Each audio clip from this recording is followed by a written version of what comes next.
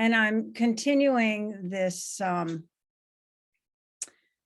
discussion of renunciation, which we've been talking about through the month of March. We often think of renunciation as letting go of things that are external to us, letting go of the stuff we have accumulated, as Catherine spoke about, setting down our gadgets, those phones and computers, or even abandoning activities that we like so much and hold on to so tightly that they become painful, like Bill described with his love of sports. Those are all really great places to practice letting go. And there's also the possibility of renunciation of things internally. And this is what I want to speak to today. I want to take just some moments to look inside and consider what we might be holding on to in our internal world, in our minds. So I wonder, have you ever noticed how you have a thought, and maybe it's even a pleasant thought, and the same thought recurs over and over again? It arises and then it passes, and then it arises again, and maybe again, as if it's a habit of the mind. It's hard to let go and set it down. Our minds are sticky and they want to hold on.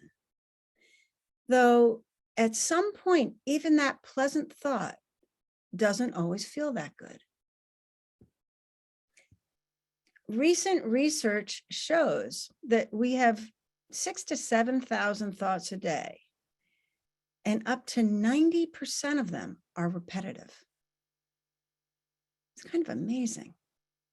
So to date myself, what I picture in my mind is like a record album that gets caught in a groove and just repeats itself over and over.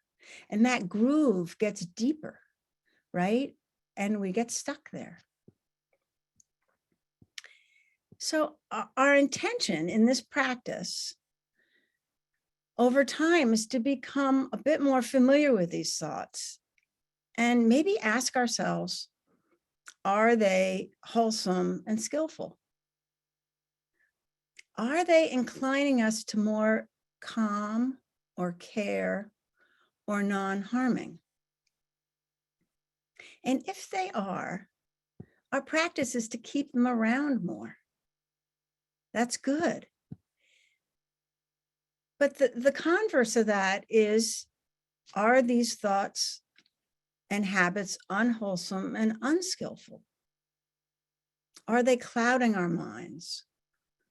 Are they encouraging us to hold on to ideas or ways of being that might cause harm to us and to others? So I've been wondering a lot about if there's a way we can practice renunciation in this context. Can we set down these unskillful patterns of mind and find more ease? So think for a moment about what habits of mind, what might be most familiar to you. It might involve the way you speak to yourself, both the tone you use as well as the words. It could be the way you ruminate over how you've spoken to someone else. It might be anxious thoughts, worrying thoughts, a proliferation of angry thoughts, restless thoughts, catastrophic thoughts. There is no shortage of ways that the mind can proliferate. It's the nature of this untrained mind. And in Pali, it's called papancha. It's the proliferation of mind. And I want to be clear that I'm not speaking to any kind of mental illness that needs to be supported in a different way, in really important ways. But these habits of mind that I'm referring to are really present in all of our minds. And this is a big topic. I can't take it all on this morning, obviously. So here are just a few examples, and they're ones that I personally am really familiar with and that I try to work with. So listen to them, reflect for yourself where they might be true for you, or inquire what patterns of mind you have. So the first one I want to speak to is planning mind. I'm a planner. I make to-do lists, shopping lists. I have weekly calendars. I have birthday calendars. So I have a degree in planning. I mean, seriously, I was a professional environmental planner, which was a great thing, but it could get a little out of control. So for any of you who share this, you can see that planning is a way of thinking, and it's really helpful in a lot of ways. Planning is really a necessity at some level to live in this world. And it's a habit of mind. Here's just one example. You need to call someone. It's on your list. And you think what it is you need to say before you make the call, because you want to be clear. And then before you know it, your mind starts right again from the beginning. This is what I want to say. You begin rehearsing the call over and over again in your mind. And it becomes exhausting. Having the thought to call someone and reflecting on what your intentions are and how you want to get your message across is helpful and important. It's in the repetition over and over where we get attached. And that's where it causes suffering. It's a really fine line, and it really asks us to be very aware and present. When does this planning mind move from helpful to hurtful? And what is it we're attaching to? It might be different for each of us. We have to look for ourselves. But for me, I think the repetition has to do with the discomfort and uncertainty of not knowing how the other person will respond and not trusting that I'll say the correct thing. And so my mind replays the conversation, trying to concretize it, trying to make the outcome more certain, which of course I can't do. So if I am in a moment of mindfulness and I have an outcome of being skillful, the internal response is to gently let go of the rehearsing and maybe just rest in my intention and feel the vulnerability of not knowing how things are going to turn out. Michelle McDonald, who's a meditation teacher, tells the story of doing a walking meditation, maybe for 30 minutes, and she's on retreat. And her mind was thinking about something difficult she needed to say to a family member. She noticed it and she let go, returning to her meditation. And before she knew it, her mind was there again. And she let go again and again. And because she was in a meditative place, and because she is who she is, she laughed in her wonderful way and said that her mind must have returned to this thought 1,000 times during this one walking period. And each time she beautifully let go, gently and kindly. That is just where the practice is. Just sticking with it, not judging it, not getting frustrated, but just knowing the mind. And lo and behold, eventually, there was a point where her mind gave up, where it changed behavior.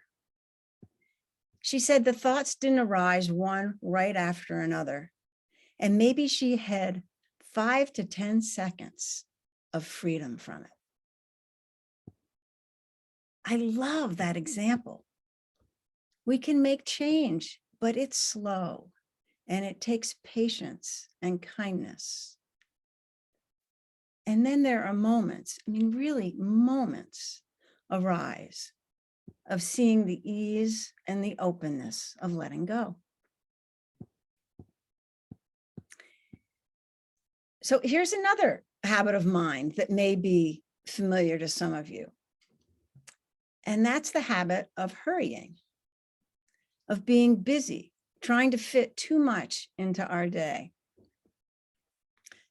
Christina Feldman, who is another meditation teacher, she takes on an intention each year that she practices with, just one, and it's simple. And a few years ago, her intention was to not hurry. So think about a life where you were not late, where you didn't rush, and how much more ease it would bring. Just the other day, I noticed it in my own life. I was in a yoga class and I had a meeting right after it. It was my annual tax meeting, so it was important to be at. And I thought I'd leave the class a bit early in order to get to the meeting. But I was enjoying the class so much that I kept thinking about leaving, but I didn't want to go. I wanted it all. So I stayed for the whole class, and then I had to rush to the meeting. The whole drive, I was turning in my mind a scenario of when I arrived, how much of the meeting I might have missed, what I might say to defend myself. I could feel the discomfort that my mind was creating in my body. And if I had had Christina Feldman's intention of not hurrying, I would have made a different choice. I wouldn't have let myself get in that place.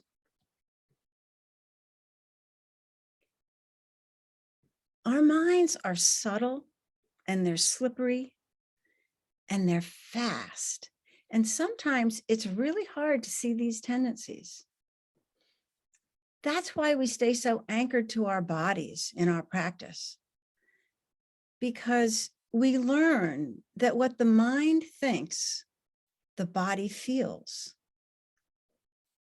That's how we know we're suffering. We can feel the efforting of the mind as a tightness in the body, right? And when our minds get cloudy and wafty, maybe in a daydream, the body feels ungrounded and might feel a bit lethargic.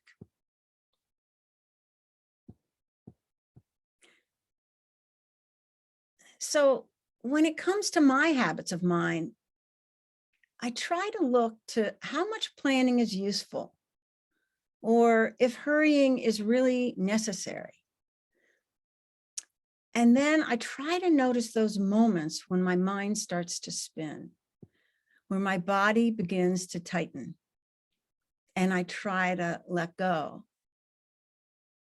And I think because I've had this talk, obviously, in my mind, just this morning, I was at the sink and getting ready for the day, and I was planning my day. And all of a sudden, I noticed that my body was tightening around what I needed to do today. And I remembered to let go. It was such a simple moment. And I might end up letting go hundreds and hundreds of times. But I've come to a place where I trust that at some point, the thoughts will lose some of their energy. And I remind myself that this is a process. It's a path that moves us in the direction of more ease. So whatever pattern of mind is most familiar to you, it might not be planning or hurrying, but it could be a restless mind, an anxious mind, a mind that gets lost in fantasy. And that could be fantasy of beautiful daydreams, but it also could be a mind that catastrophizes your situation. Either way, if you can, begin to notice it and try to work with it. And keep it really simple so that it doesn't feel overwhelming. You know, like Christina Feldman's intentions, which are simple. Maybe just pick one, pay attention to one habit. And if you can, be a little curious. There was an article just this week in Lion's Roar that suggested when you were working with these repetitive thoughts, you could ask yourself lightly, is this satisfying? So that's one way of working with it. Or you might explore how the habit of mind is clouding your mind, how it keeps you from seeing clearly. And maybe it's protecting you in some way from feeling into the uncontrollability, the uncontrollability, right, of this ever-changing life. I know that's true for me. Or maybe the thoughts are trying to solidify a sense of self. I might think to myself, I'm a planner. I'm efficient and I'm busy, so I have to hurry. And yet, is that really who I am? Is there really any solidity to that? Whatever it is you discover for yourself, it can be practiced with. We can hold ourselves kindly. We can be really patient and set down a thought. It's just a thought. It's not necessarily a truth. These thoughts are not who we are.